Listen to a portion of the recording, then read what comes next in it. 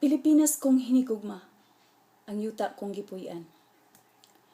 Sa imuhang katahum sa Marcos era, Niyuko ako kanimo nga nagdupa. Ingon og andam motagbo sa Karon, Kabaghuan para sa kaugmaran.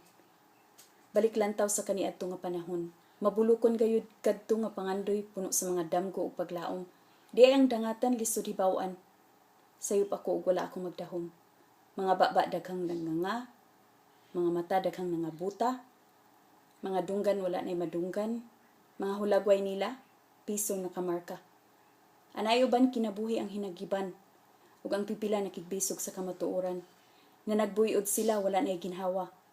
Wala ko na nahisab'ti ang dagan, nagbansiwag na ang mga kadalanan. Gilaktan sa mga kuno politiko, mga kiriwan, kubian, kawatan, tikasan, ug lampingasan sila. Sa baba rataman ang plataporma. Nasayod og saksi ang kadaghanan, bisan sa pagsukwahi, kinapasagdan. Nawadan og pagsalig sa pulong ang mga makugihon, maalamon, na naglangyaw na ang mga hanas, nangapanas ng susama nga hiyas, nitalaw na ang mga talahuron, ninghawod na ang mga badlungon.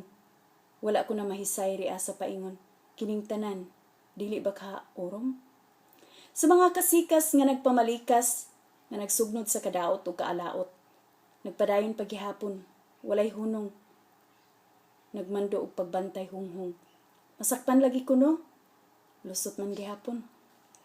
Anaa'y mga nagpaniid nga nagtakuban, daw maglalaban, kasagaran, sungayan.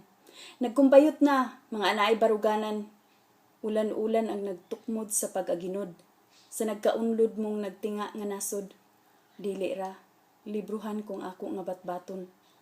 O Pilipinas, kung mahimo ba lang, dili pa ulahi, akong yutang natawhan.